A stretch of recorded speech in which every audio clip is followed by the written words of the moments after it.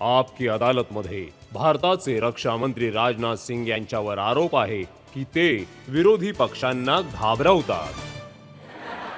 मोदीजी म्हणतात 400 पार, अमित शहा म्हणतात 400 पार, तुम्ही म्हणताय 400 पार. तर विरोधी पक्षांना घाबरवत आहात का, की तुमची काही जागाच नाही, राहणार नाही. नाही? जनतेमध्ये जसा उत्साह आहे, त्याला पाहूनच आम्ही पूर्णतः कॉन्फिडंट आहोत. एन-डी-एला 400 पेक्षा अधिक जागांवर विजय प्राप्त होईल. आणि आम्हा लोकांचा जो असेसमेंट आहे आणि जनतेचा ते असेसमेंट निराधार नाहीये.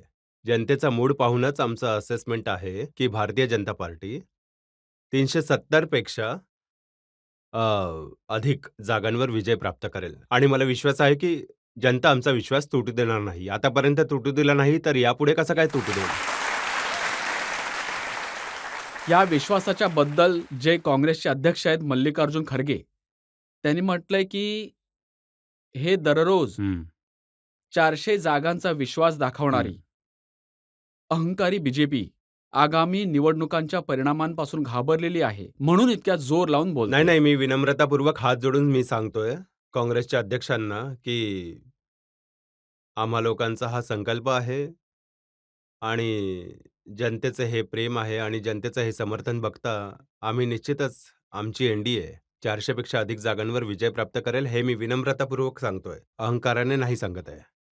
तुम्ही तर पूर्ण देशात फिरता. हं. तर जनतेला हे समजून घ्यायचं आहे कुठून येतील. जसे उत्तर प्रदेश आहे. आता इथे मागच्या वेळी 62 सीट जिंकल्या होत्या. आता यापेक्षा जास्ती यावेळी काय तर जिंकणार? 78 जिंकू.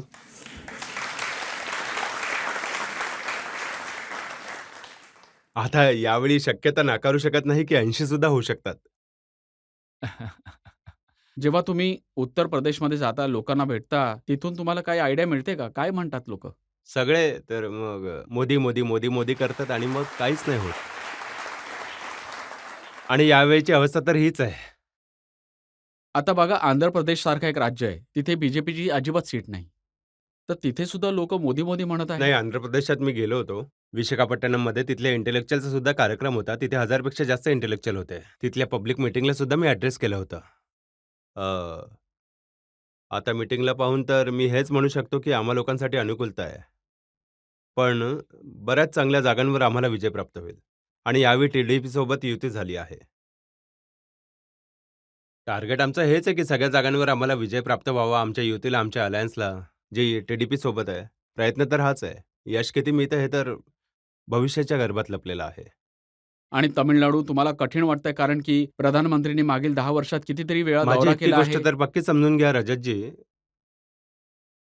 अनपेक्षित निवड परिणाम तामिळनाडूत येणार आहेत. अनपेक्षित. कारण की मला माहीत आहे भारतीय जनता पार्टीबद्दल जनसामान्यांमध्ये ही धारणा आहे, की तामिळनाडू भारतीय जनता पार्टीसाठी खूप कठीण आहे.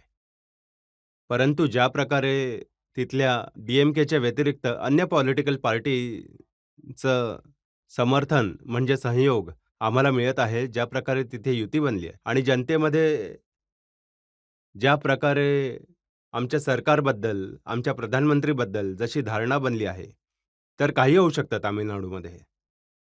आता कोणी म्हणतं, की यावेळी तुम्ही कमीत कमी 4-5 जागा जिंकाल. कोणी म्हणतं, की साहेब 10-12 जागासुद्धा जिंकू शकता तुम्ही.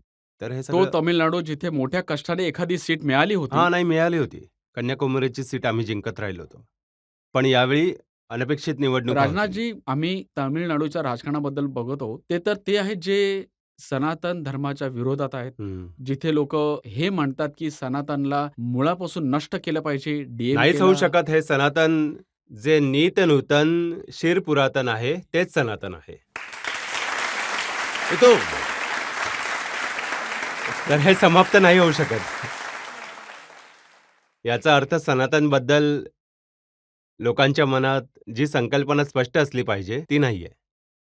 आता बिहारचे हं, उदाहरण घ्या. हं, बिहारमध्ये आर-जे-डी, काँग्रेस सगळे हं. पक्ष मिळून लढत आहेत. हो, पण त्यांच्यापासून कधी आव्हान नाही दिसत. नाही मला वाटतं ते लोक निराश होतील. निराश तर आता सुद्धा आहेत. कारण बिहारमध्ये आमचं टार्गेट हे आहे, की 40च्या 40 जागांवर आमचे एन-डी-एला विजय प्राप्त झाला पाहिजे. बिहारमध्ये युती चांगली बनली होती, हं. पण शेवटच्या मिनिटाला तुम्ही नितीश कुमारकडून पलटी मारून घेतलीत. नाही, त्यांनी सुद्धा नितीश कुमारही चांगले व्यक्ती आहेत, सज्जन व्यक्ती आहेत.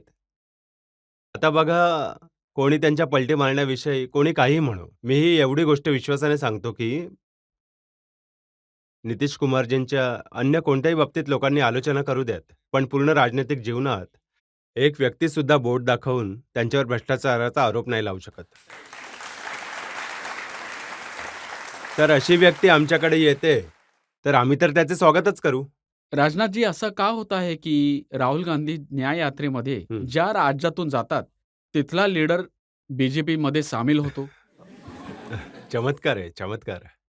चमत्कार आहे. बंगालमध्ये गेले म्हणून तर ममताजींनी हां. इंडिया अलायन्सची साथ हो, सोडली. सोडली. सोडली. बिहारला गेले तर नितीशजी सोडून गेले. नाहीतर त्यांचा अजून दौरा करा, भारत जोडो यात्रा.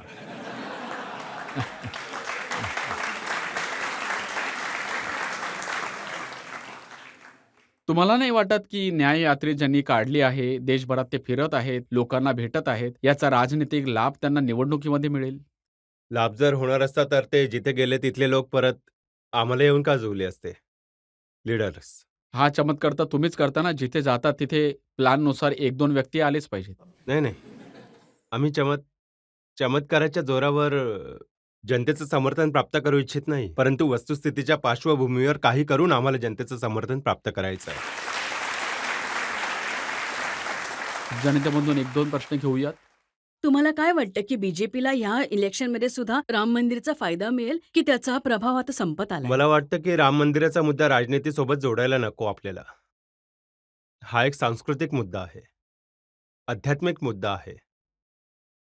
हे कधीही राम मंदिराच्या मुद्द्याला राजनीतीच्या तराजूवर ठेवून आम्ही कधीच तोलत नाही. हो, आस्था आहे आमची भगवान रामांच्या प्रती आणि आम्हा लोकांना सुरुवातीपासूनच वाटायचं की अयोध्येच्या धर्तीवर एक भव्य रामाचं मंदिर बनायला हवं.